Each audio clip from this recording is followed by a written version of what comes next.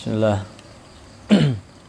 Bismillahirrahmanirrahim. Assalamualaikum warahmatullahi wabarakatuh. Innal hamdalillah nahmaduhu wa nasta'inuhu wa nastaghfiruh wa na'udzu billahi min syururi anfusina wa min sayyiati a'malina. May yahdihillahu fala mudhillalah wa may yudlil fala hadiyalah. Asyhadu an la ilaha illallah wahdahu la syarikalah wa asyhadu anna Muhammadan abduhu wa rasuluh la nabiyya ba'dah. Alhamdulillah, segala puji hanya bagi Allah yang telah memberikan nikmat kepada kita, bahkan dengan keadaan Islam, dengan beriman, dengan masih diberi kekuatan, kesehatan, kita sampai di bulan Dzulhijjah tahun 1441 Hijriah ini.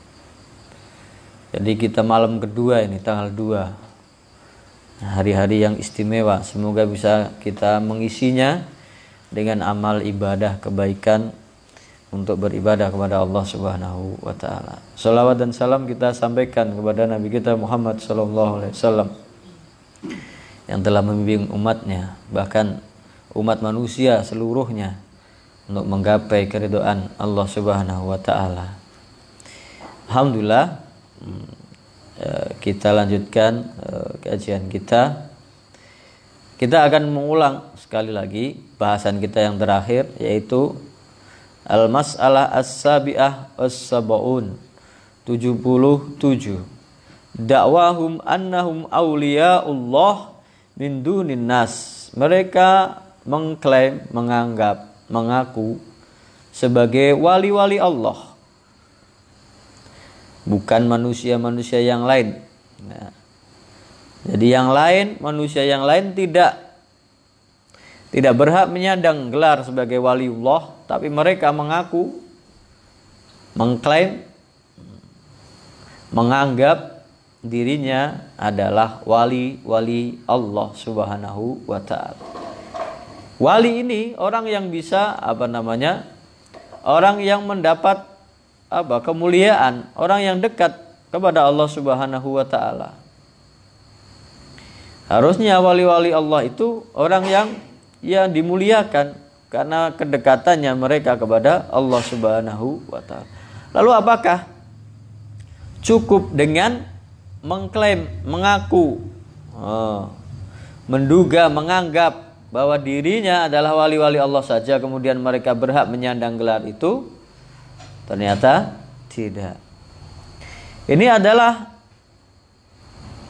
karakteristik, sifat orang-orang jahiliyah, baik ahli kitab maupun orang-orang musyrik, baik dari zaman dahulu sampai zaman sekarang, yang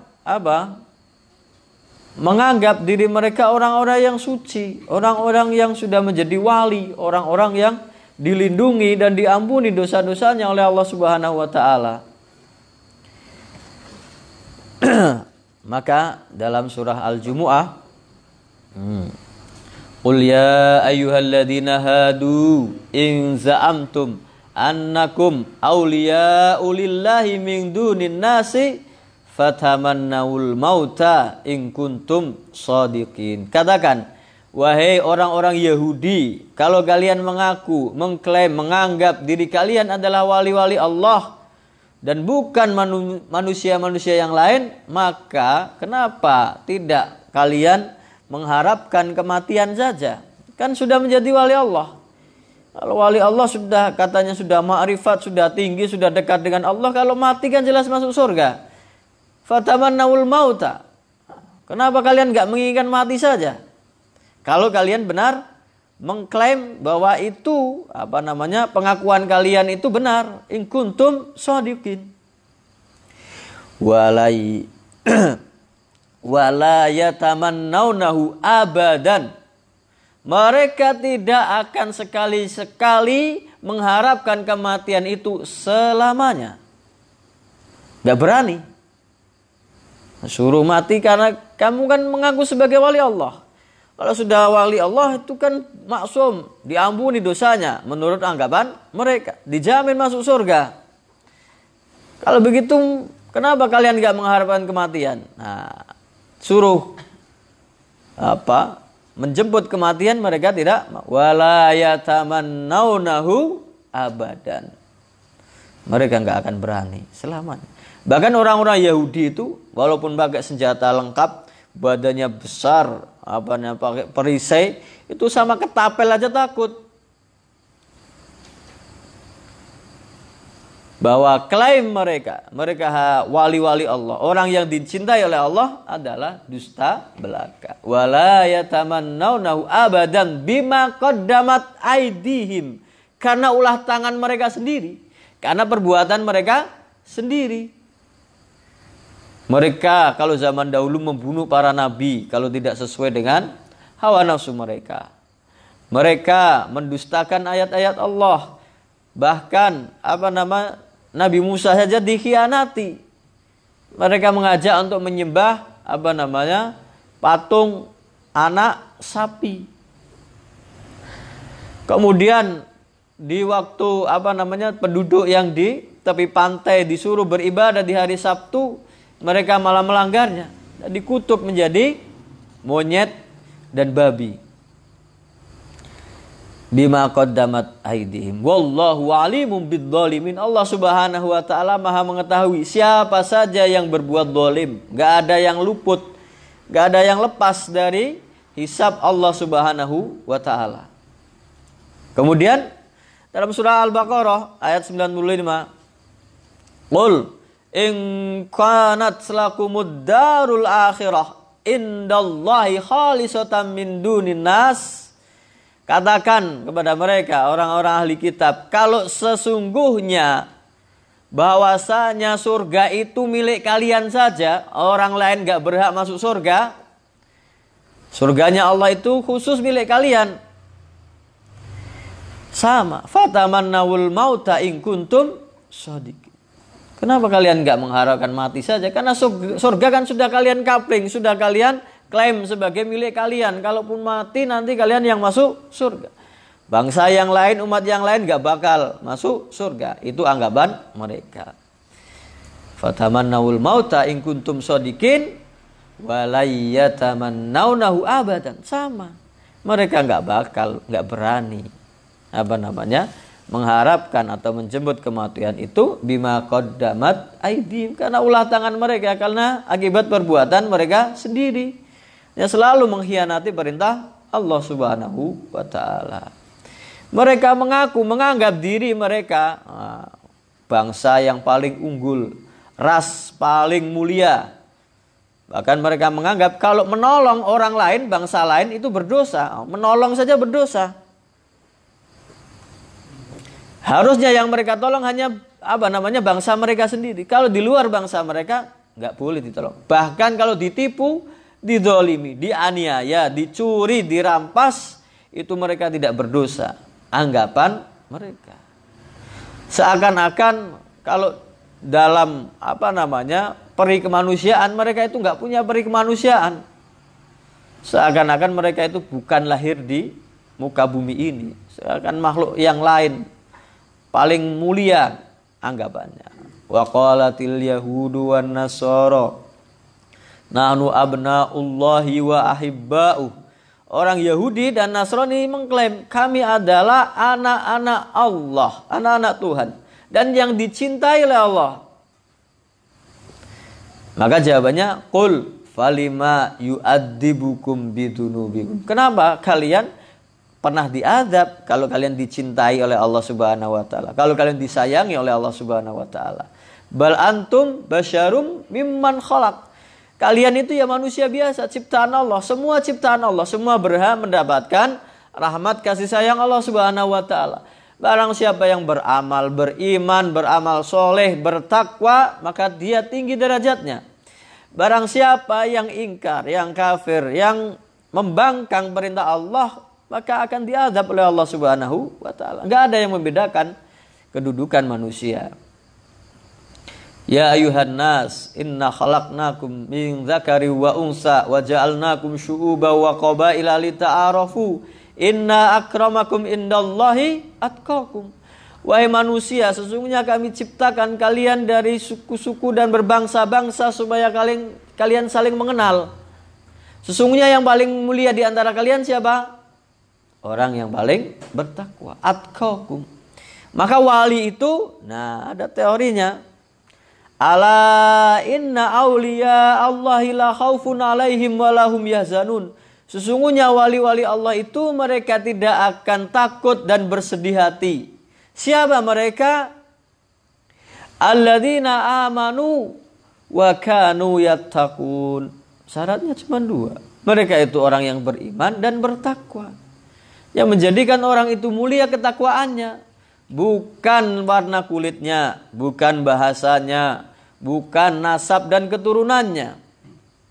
Bukan tinggi pangkat dan derajatnya, bukan status ekonominya, bukan pendidikannya, tapi ketakwaannya. Nah mereka orang-orang Yahudi dan Nasrani ini mengaku sebagai wali-wali Allah. Tidak hanya mereka, orang-orang musyrik, penghuni musyrikin Quraisy yang menghuni Mekah dan sekitarnya, mereka menganggap diri mereka wali-wali Allah. Karena apa? Karena mereka tinggal di tanah suci, mendiami sekitaran Ka'bah. Itu tanah yang disucikan, yang dituju oleh segenap manusia di zaman itu. Maka mereka menganggap diri mereka itu lebih unggul, lebih mulia, lebih terhormat. Makanya ketika wukuf, mereka nggak mau bergabung dengan orang-orang yang di luar Mekah. Orang-orang di luar Mekah wukufnya di Arafah, mereka nggak mau. Wukufnya mereka di Mina, nggak mau bergabung. Padahal yang namanya wukuf syaratnya harus di Arafah. Kenapa mereka nggak mau bergabung? Karena mereka menganggap diri mereka lebih unggul, lebih suci, lebih mulia, lebih terhormat.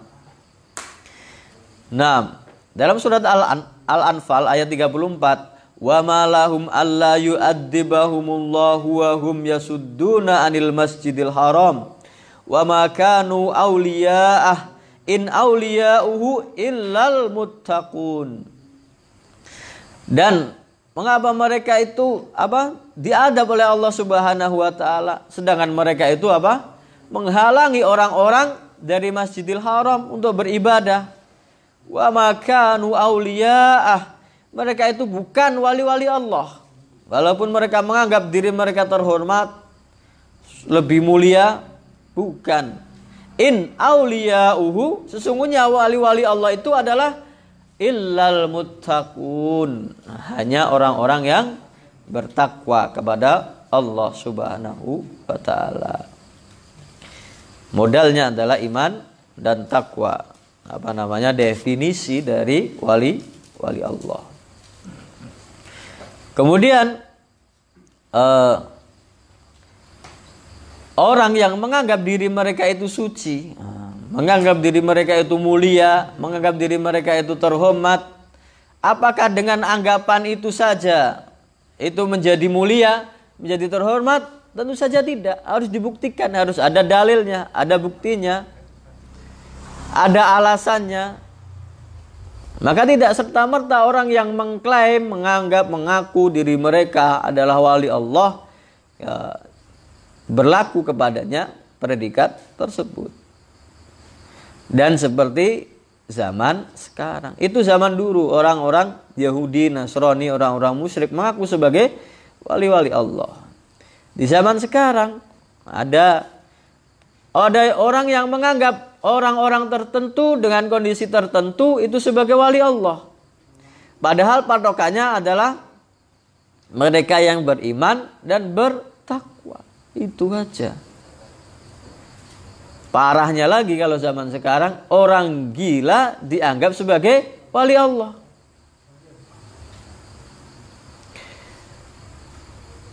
Kalau tadi dalam surah Al-Mulk Tabarak tadi, idza ulqu fiha sami'u laha syahiqaw wa yatafur takadu tamayyazu minal ghaid kullama ulqiya fiha fawjun sa'alahum khazanatuha alam ya'tikum nadir qalu bala qad ja'ana nadirun fakadzabna wa qulna ma nazzalallahu min syai'in in antum illa fi dhalalim kabir.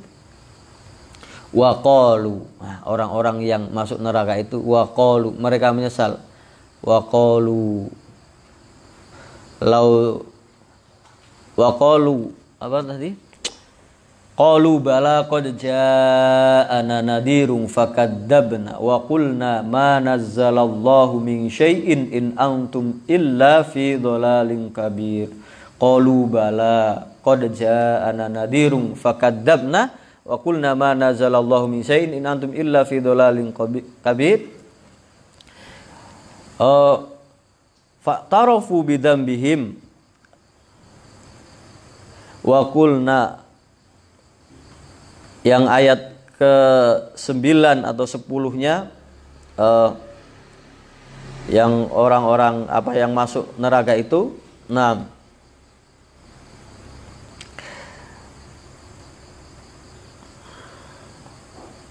qalu bala qad ja'ana wa qalu law kunna nasma'u aw naqilu ma kunna fi ashabis sa'ir.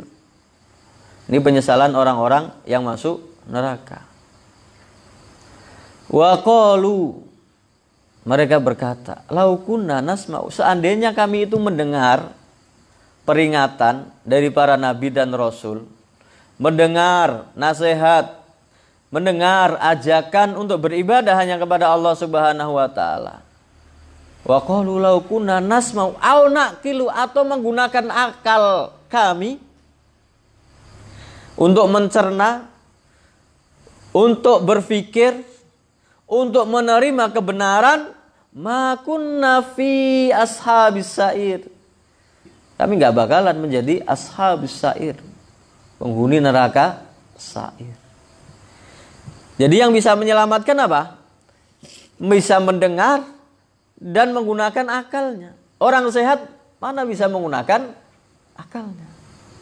Orang yang menggunakan akalnya saja tidak dipakai saja dia masuk neraka, apalagi yang sehat, apalagi yang gila yang tidak bisa menggunakan akalnya. Tentu tidak bisa mendapat derajat yang paling tinggi. Kalau kita percaya kepada perintah Allah dan Rasulnya, manusia yang paling mulia di sisi Allah adalah Nabi kita Muhammad SAW. Dan semua mukmin harus percaya. Yang manusia paling mulia di sisi Allah Subhanahu wa taala adalah Nabi Muhammad SAW. Subhanalladzi asra bi abdihi lailan minal masjidil harami ilal masjidil aqsal ladzi barakna haulahu linuriyahu min ayatina. Pujian kepada Nabi kita Muhammad, Maha Suci Allah yang memperjalankan hambanya. Siapa? Nabi Muhammad. Malaikat Jibril saja tidak bisa mendampingi beliau ketika menerima perintah untuk sholat 5 waktu. Hanya beliau berhadapan-hadapan langsung dengan Allah Subhanahu wa ta'ala. Gak ada manusia yang dalam keadaan hidup mendapat kemuliaan seperti itu. Ada beberapa sahabat saking cintanya kepada Rasulullah SAW. Ada sahabat Rabi'ah bin Ka'ab al-Aslami. Dia itu selalu membawakan keperluan Rasulullah SAW. Ketika berwudu mungkin menuangkan air atau mengambilkan air, atau membantu keperluan sehari-hari Rasulullah SAW. Karena saking baiknya ditanya oleh Rasulullah SAW, sal, mintalah sesuatu. Karena dia orang yang baik, yang membantu Rasulullah, berkhidmat. Sal, mintalah. Sahabat itu kebanyakan ya pintar. Apa yang diminta? As'aluka murafaqatakal fil jannah. Aku minta supaya kelak nanti masuk surga aku bersama engkau ya Rasulullah, menemanimu di surga. Berarti mintanya nggak tanggung-tanggung. Ya memang orang beriman mintanya jangan tanggung-tanggung. Kalau mau minta surga Firdaus yang paling tinggi. Nah ini sahabat ini mintanya, saya minta bisa menemani engkau ya Rasulullah di surga. Sama-sama sederajat. Aduh, terlanjur ini. Jadi sudah terlanjur disuruh mintanya nggak tanggung. Rasulullah sempat bertanya, awa ghairu dzalik, apa nggak ada yang lain? La huwa dzaka, Nggak ada ya Rasulullah, pokoknya itu aja saya nggak minta yang lain, nggak minta baju, nggak minta apa, nggak minta kain, nggak minta apa, nggak minta harta. Saya cuma minta kelak saya bisa bersamamu di surga, seiringan, bergandengan, sederajat. Jawabannya kan susah.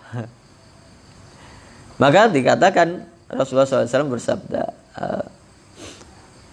"A'inni ala nafsik." Kalau begitu ya sudah, bantu aku mewujudkan keinginanmu untuk memberikan apa yang kau minta. Bikasroti sujud, dengan engkau banyak bersujud. Kita sholat yang fardu itu 5 waktu, 17 rakaat. Iya kan? Sudah terbatas kan? Banyak sujudnya sudah tertentu. Berarti 34 sujud, ya kan?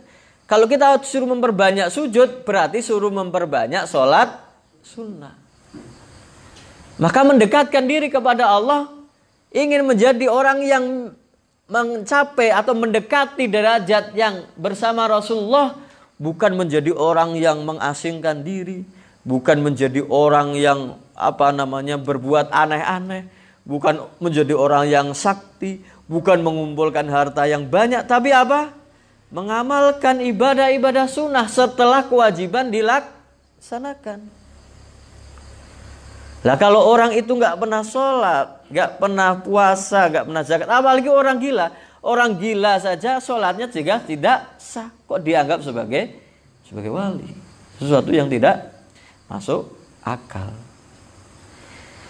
Orang kalau dia itu pernah waras, pernah sehat, dalam keadaan beriman, kemudian gila, kemudian sampai matinya dia gila, yang dihisap adalah selama dia masih warasnya, teman. Kalau ketika waras dia menjadi orang yang beriman, maka dia dianggap sebagai orang beriman. Dihisap sesuai dengan amal kebaikannya. Kalau orang itu kafir, kemudian gila, sampai kemudian gila itu dia sampai meninggal, maka dia dianggap sebagai orang kafir. Dihisap semasa kekafiran. Gila itu tidak menghapus amalan sebelumnya. Misalnya ada orang kafir sampai umur 40 atau 50 kemudian gila, kemudian sampai mati. Tidak serta-merta ketika gila amal ibadahnya itu dihapus, diampuni oleh Allah Subhanahu wa taala, enggak ada. Dihisap sesuai dengan amalnya ketika dalam keadaan waras sehat. Orang yang dalam keadaan sehat, kalau akalnya masih ada, orang misalnya punya kebiasaan sholat sunnah rawatib, sholat qobliyah subuh, kemudian dalam suatu keadaan yang lain dia sakit, nggak sanggup untuk menunaikan qobliyah subuh atau menunaikan kebiasaan amalan sunnahnya, dia tetap diberi pahala kalau masih punya niat. Nah, orang punya niat itu kan pakai akal. Lah orang gila nggak bakalan dapat keistimewaan seperti itu. Kenapa kok malah dianggap sebagai orang yang malah unggul, lebih mulia dari orang yang waras? Ini sesuatu yang tidak mungkin. Dalam hadis yang lain, sahabat ini namanya Sauban radhiyallahu anhu. Sama kasusnya kayak Rabi'ah bin Ka'ab bin Malik. Sauban ini cerdas. Dia pokoknya rajin ke masjid, jamaah tetap di masjid Nabawi. Ya Rasulullah, saya itu kalau dekat dengan Anda, melihat Anda, mendengar nasihat engkau ya Rasulullah, seakan-akan surga itu di depan mata. Saya nggak ingin kemana-mana. Kalaupun saya pulang kembali ke rumah, cari nafkah, menghidupi keluarga, saya pengen cepat-cepat kembali ke masjid, pengen ketemu engkau ya Rasulullah. Sungguh kebahagiaan yang sangat tidak ternilai. Saya sangat cinta kepada engkau ya Rasulullah. Tapi cintanya dibuktikan dengan mengikuti petunjuk Rasulullah. Tapi saya takut, kalau engkau ya Rasulullah pasti dijamin masuk surga, dan di derajat tingkat surga yang paling tinggi. Engkau maksum, diampuni dosa-dosamu yang telah lalu dan akan datang. Kalau saya mungkin masuk surga, mungkin enggak. Kalau masuk surga alhamdulillah. Di emperan saja mungkin sudah senang bahagia. Tapi kalau saya nanti masuk surga, saya takutkan ya Rasulullah. Apakah saya masih bisa melihat engkau? Apakah saya masih bisa bersama engkau? Masih sama-sama melihat bahagia dengan membersamai engkau. Maka turunlah ayat surat An-Nisa ayat 69. Yang itu menjadi tafsir dari surat Al-Fatihah yang terakhir. Ihdinas siratal mustaqim, ini Al-Fatihahnya. Ihdinas siratal mustaqim siratal ladzina an'amta 'alaihim ghairil maghdubi 'alaihim waladdallin. Nah, siratal ladzina an'amta 'alaihim ini ditafsirkan dengan surat An-Nisa ayat 69. Wa may yuti'illaha wa rasulahu faulaika ma'al ladzina an'ama Allahu 'alaihim minan nabiyyin wasiddiqin wasyuhada wassalihin. Sesungguhnya orang yang mentaati Allah dan Rasulnya, mereka itu termasuk orang-orang yang diberi nikmat oleh Allah Subhanahu wa taala bersama para nabi, siddiqin, orang-orang yang mati syahid, orang-orang salih. Nah, itu untuk mencapai derajat yang mendekati Rasulullah itu syaratnya mentaati Allah dan Rasulnya. Bukan kamu harus menjadi orang yang melupakan dunia, hidup gembel, nggak pernah cari dunia pokoknya. Kamu pasti nanti masuk surga. Enggak. Syaratnya adalah takwa. Mengikuti contoh dari Nabi kita Muhammad Sallallahu Alaihi Wasallam. Takwa itu ya simpelnya menjalankan perintah Allah, mentaati perintah Allah dan menjauhi segala larangannya. Bukan berbuat macam-macam atau berbuat Kalau ada orang ingin mencari kedekatan kepada Allah Subhanahu wa taala dengan cara yang tidak sesuai dengan contoh dan ajaran Nabi kita Muhammad sallallahu alaihi wasallam, nah, jelas dia keliru, kesasar. Lawang jalannya itu yang dicontohkan oleh Nabi kita Muhammad sallallahu alaihi wasallam, bukan jalan yang lain. Kemarin yang kita bahas di pertemuan kemarin terakhir kan, wa idza sa'alaka ibadi anni fa inni qarib ujibu da'watad da'i idza da'an falyastajibu li wal yu'minu bi la'allahum yarshudun. Surah Al-Baqarah ayat 186.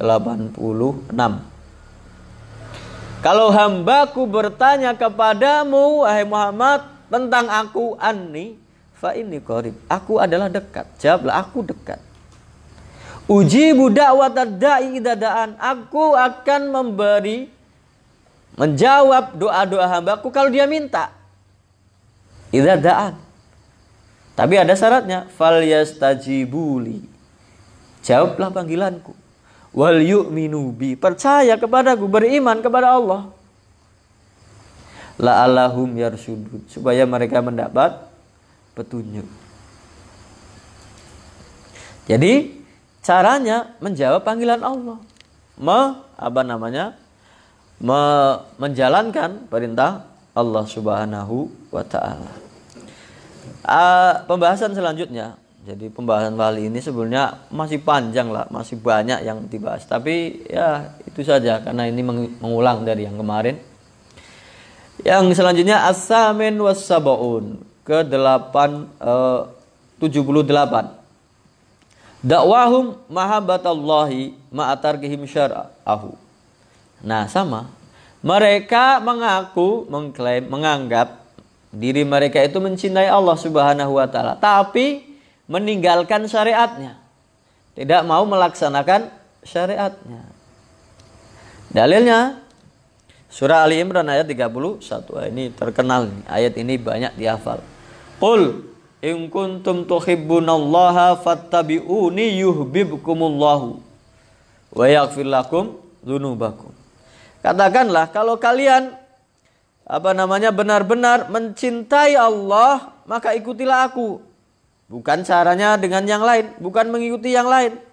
Fattabi'uni, ikutilah contohku, ikutilah contoh dari Nabi Muhammad sallallahu alaihi wasallam. Yuhibbukumullahu, niscaya Allah Subhanahu wa taala akan mencintai kamu. Wa yaghfir lakum dzunubakum. Dan Allah Subhanahu wa taala akan mengampuni dosa-dosamu. Wallahu ghafurur rahim. Dan Allah Subhanahu wa taala Maha Pengampun, Maha Penyayang. Jadi masih sepasang atau seiringan dengan yang tadi. Mereka mengaku sebagai wali-wali Allah. Wali-wali Allah itu kan orang yang mengaku sebagai orang yang mencintai Allah. Jadi derajat paling tinggi orang yang beribadah itu adalah karena cinta. Orang kalau sudah merasa cinta, maka dia akan berani berkorban, rela berkorban demi apa yang dicintainya. Dan orang kalau mencintai sesuatu atau mencintai seseorang, maka dia akan menyukai apa yang dicintai oleh apa yang disukai oleh yang dicintainya. Dia akan membenci apa yang dibenci oleh yang dicintainya. Maka konsekuensinya harusnya dia mencintai apa yang dicintai oleh Allah, melaksanakan apa yang diperintahkan oleh Allah, dan membenci, meninggalkan apa yang dibenci dan dilarang oleh Allah Subhanahu wa taala. Tapi dalam pengakuan mereka ini terjadi, kalau dalam bahasa ininya adalah kontradiksi, bertolak belakang. Mereka mengaku mencintai Allah Subhanahu wa taala, tapi justru meninggalkan syariatnya. Padahal syariat itu yang dicontohkan oleh Nabi kita Muhammad Shallallahu Alaihi Wasallam. Jadi kalau ada orang mengaku sebagai wali, orang yang mencintai Allah, kemudian dia nggak pernah menjalankan syariat, nggak pernah sholat, nggak pernah puasa, nggak pernah zakat, nggak pernah toharoh, nggak pernah bersuci, nggak pernah sedekah, kemudian menyendiri di suatu tempat dan tidak menjalankan ibadah, kemudian menganggap dirinya mencintai Allah Subhanahu wa taala, maka anggapannya ini, klaimnya ini palsu, dusta belaka. Semua yang mencintai Allah Subhanahu wa taala syaratnya adalah mengikuti petunjuk Rasulullah Shallallahu alaihi wasallam. Ya ayyuhalladzina amanu may yartaddu minkum an dinihi fasawfa ya'tillahu biqaumin yuhibbuhum wa yuhibbunahu adillatin 'alal mu'minin a'izzatin 'alal kafirin yujahiduna fi sabilillahi wa la yakhafuna laumata laim. Surah Al-Maidah ayat 54. Wahai orang-orang yang beriman, ini yang diajak bicara orang-orang yang kalau ada orang yang murtad dari kalian, berpaling menjadi kafir lagi setelah beriman, maka Allah Subhanahu wa taala akan mendatangkan suatu kaum, ibaratnya begini. Kalau kalian yang sudah beriman ini semuanya murtad, semuanya kafir, semuanya ingkar, maka Allah itu nggak bakal kehilangan kekuasaan, kemuliaan. Allah Subhanahu wa taala sanggup untuk mendatangkan suatu kaum yang Allah mencintai mereka dan mereka mencintai Allah Subhanahu wa taala. Ciri-cirinya apa? Adillatin 'alal mu'minin. Rendah hati, kasih sayang terhadap orang beriman. Aizzatin 'alal kafirin. Tegar, tegas, berwibawa di hadapan orang kafir. Kemudian yujahiduna fi sabilillah, berjihad di jalan Allah dan tidak takut celaan, cibiran orang-orang yang mencela sedikit pun. Rasulullah SAW saja diancam, dibunuh, diculik, mau diusir, mau tangkap, mau dipenjara. Maka orang-orang yang paling mulia adalah yang diuji oleh Allah Subhanahu wa taala. Berjihad fi sabilillah. Tapi ternyata orang-orang yang mengaku sebagai wali sikapnya berkebalikan. Aizzatin 'alal mu'minin. Mereka itu kasar sama orang-orang beriman sendiri. Dengan syariat Islam itu alergi, diolok-olok, direndahkan, dianggap tidak pantas, ketinggalan zaman. Sedangkan kepada orang kafir justru menunduk, menghormat, merendahkan diri. Ketemu dengan orang-orang yang membantai saudaranya kaum muslimin malah berangkulan, bersahabat, menunduk, menghormat, sowan. Tapi kepada sesama orang Islam justru garang, keras, saling membenci. Ini kan kebalikan dari orang-orang yang mencintai Allah Subhanahu wa taala. Sikap dan perilaku mereka tidak menggambarkan mereka itu mencintai Allah Subhanahu wa taala. Maka hadis ini yang pernah saya bacakan di pembahasan kemarin, hadis qudsi. Rasulullah SAW bersabda, Allah Subhanahu wa taala berfirman, "Man ada liwaliyan faqad adzantuhu bil harbi." Barang siapa yang mengganggu, menyakiti waliku, maka aku mengikrarkan perang kepadanya. Siapa yang menyakiti waliku akan aku perangi. Nah, ini firman Allah Subhanahu wa taala dalam hadis qudsi. Siapa yang menjadi wali, siapa yang mencintai Allah Subhanahu wa taala, wa ma taqarraba ilayya abdi bi syai'in ahabba ilayya mimma iftaratuhu alaihi.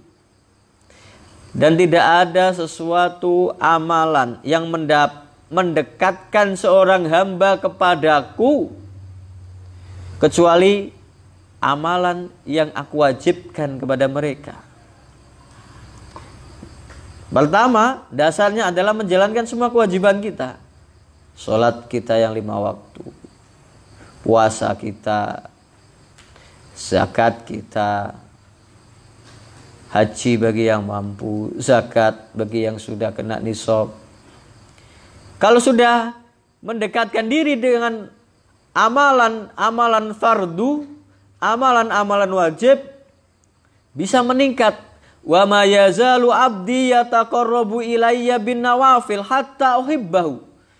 Dan senantiasa hambaku ini mendekatkan dirinya kepadaku dengan nawafil, amalan-amalan sunnah.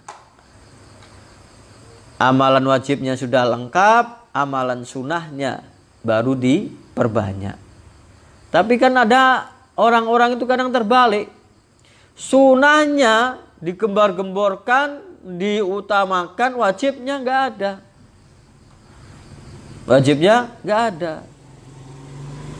Jadi katanya sunnahnya itu bersolawat. Sunnahnya itu membuat acara yang menunjukkan kecintaan kepada Nabi Muhammad SAW. Tapi ketika waktu sholat nggak ada, pada bubar. Ramenya ketika acara yang katanya sunnah tapi wajib hilang. Ketika pengajian ramai, penuh sesak, satu masjid penuh di malam hari sampai jam 12, jam 1 pengajian sunnah. Tapi subuhnya nggak ada, satu imam, satu makmum, balik lagi kosong. Nah, ini mendekatkan diri kepada Allah dengan cara yang salah. Harusnya yang wajib dulu dilengkapi, dipenuhi, disempurnakan, baru bisa menambah yang sunnah. Mobil itu kalaupun ban serepnya semua penuh di seluruh badan mobil, tapi kalau nggak ada ban utamanya bisa jalan? Nggak ada, nggak bakal jalan.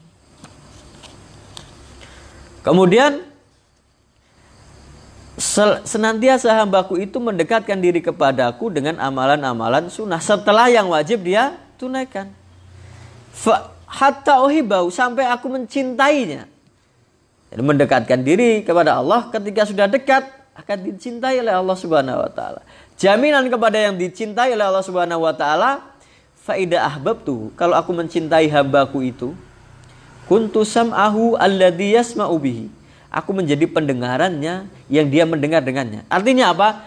Dia nggak bakalan berani mendengarkan suara-suara, omongan-omongan yang itu melanggar perintah Allah. Kemudian wa basaruhu alladzi yubsiru bihi. Aku akan menjadi penglihatannya yang dia melihat dengannya.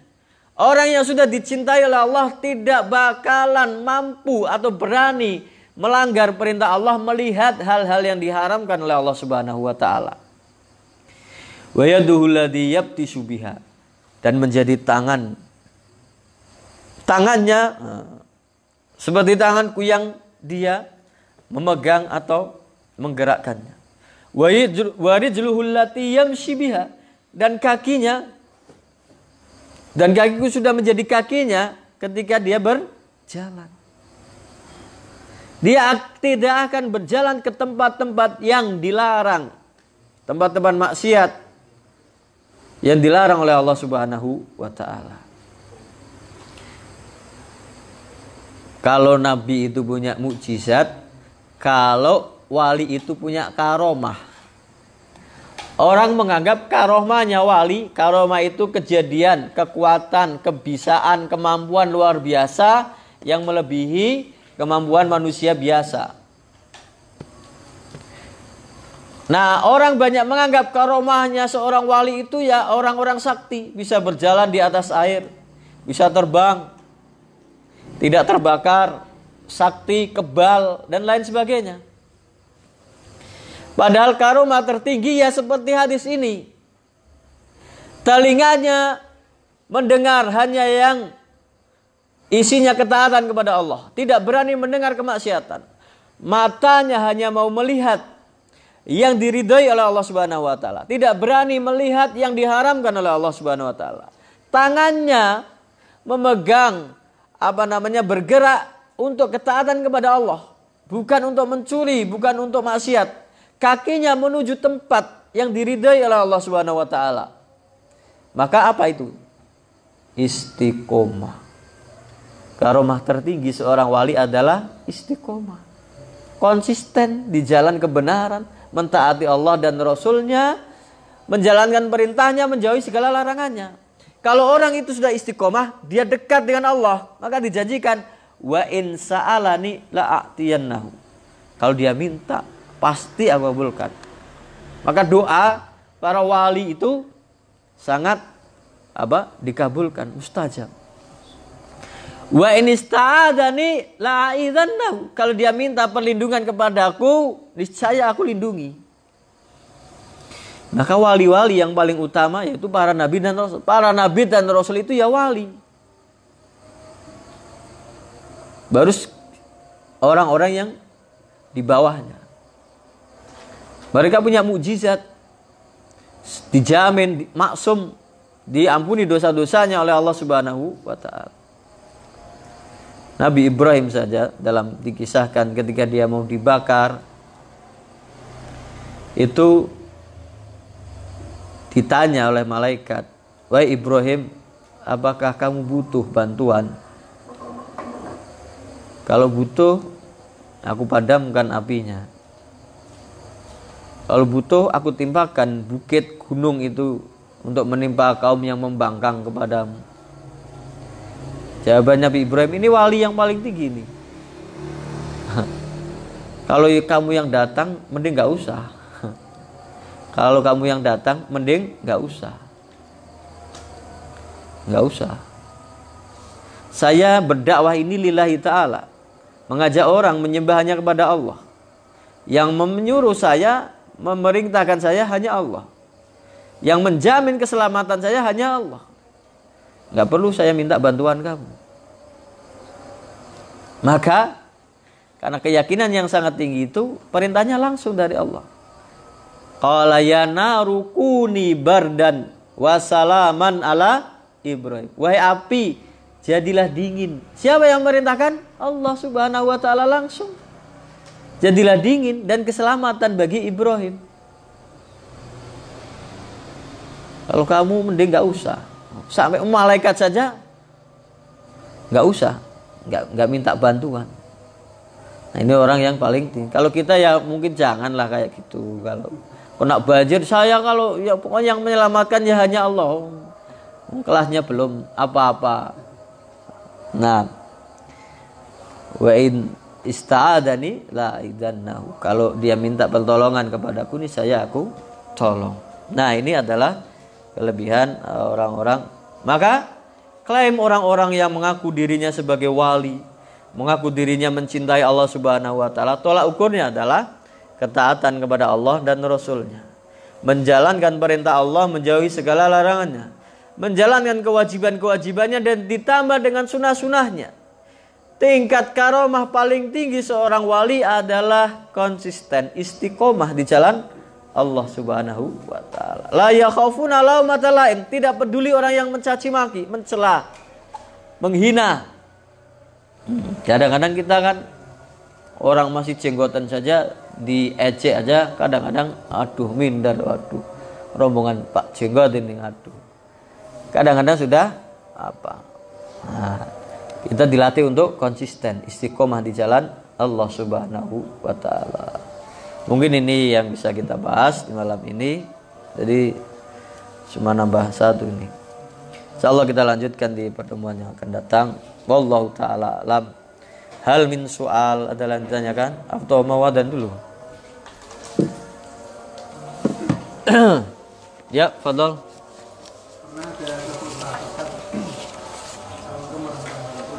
Waalaikumsalam. Jadi ada orang, jadi di zaman sekarang kan mungkin banyak orang yang mengaku Ustaz. Iya. Dia itu dulu kan zaman Mas Al-Qur itu orangnya ketara, dia itu orang soleh.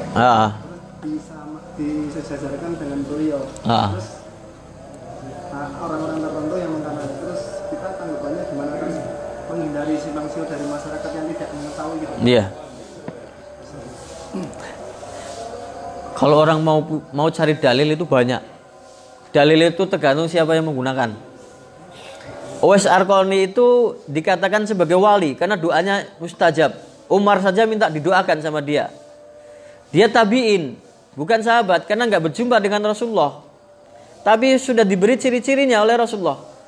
Tapi dia kan punya ciri-ciri wali. Apa? Dia konsisten, orang yang beriman. Dia taat ibadah. Lalu apa? Punya keistimewaan amalnya. Apa? Berbakti kepada orang tua. Itu kan amalan yang mendekatkan diri kepada Allah Subhanahu wa ta'ala. Tapi ada yang lebih dahsyat dari dalil itu. Yaitu apa? Kisah Nabi Musa dengan Nabi Khidir. Itu andalannya para orang-orang sufi atau orang yang pengen jadi wali. Wah, itu kan Nabi Musa aja kalah dengan Nabi Khidir, harus berguru. Dia tidak tahu ilmunya. Kalau Nabi Khidir itu miladunna ilma, ilmunya laduni. Enggak diajari oleh siapapun, langsung dari Allah Subhanahu wa taala. Maka kita katakan semua yang menjumpai, kalau bahasa kita menangi Nabi Muhammad SAW harus mengikuti syariatnya. Enggak ada orang yang boleh keluar dari syariat Nabi Muhammad SAW kalau menjadi umatnya. Dan Nabi Muhammad apakah mengajarkan seperti yang dikatakan oleh mereka para wali itu? Harus bertapa sekian puluh tahun, tidak makan ini, tidak makan itu, atau menyepi, atau bagaimana? Ini apakah diajarkan oleh Nabi kita? Kita itu terpaku kepada contoh kepada Nabi kita Muhammad Sallallahu Alaihi Wasallam, bukan yang lain. Tolak ukurnya itu. Jadi wallahu taala alam. Jadi begitu. Jadi Uwais Qarni nggak ada gambaran dia itu orang yang nyeleneh, nggak ada gambaran dia itu orang yang melanggar syariat. Dia orang yang alim, yang soleh, yang taat beribadah, dan ibadahnya nggak ada yang istimewa kecuali satu, dia taat berbakti kepada kedua orang tuanya, dan itu menjadi keistimewaan yang sangat tinggi, yang dibanggakan.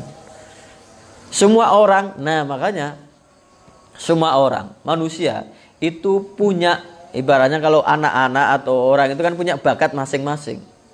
Ada orang yang bakatnya puasa, pokoknya kalau puasa dia kuat. Ada orang itu senangnya sedekah, kalau sedekah dia itu nggak eman-eman.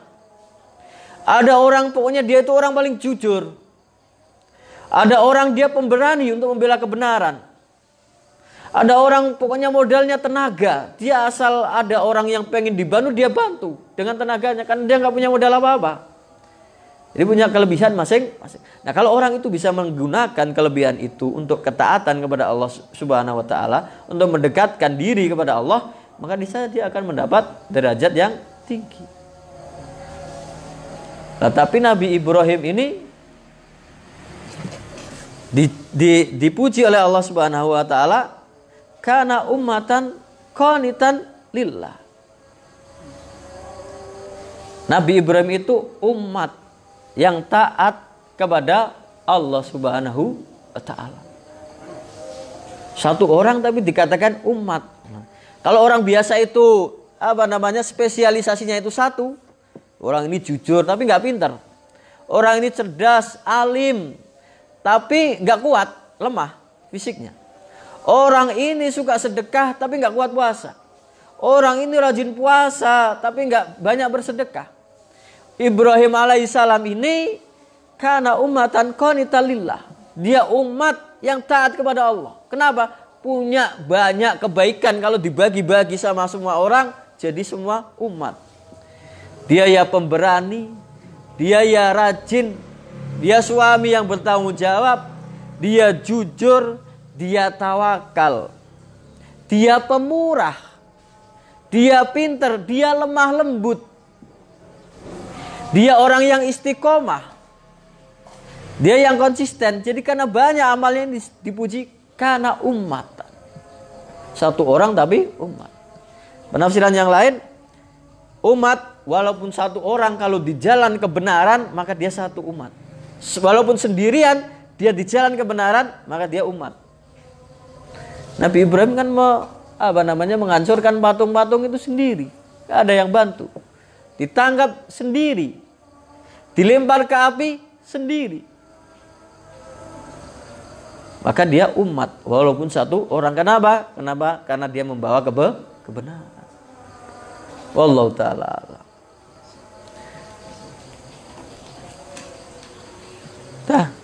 Kita tutup dengan doa kafatul majelis. Subhanakallahumma wa bihamdika asyhadu an la ilaha illa anta astaghfiruka wa atubu ilaik. Assalamualaikum warahmatullahi wabarakatuh.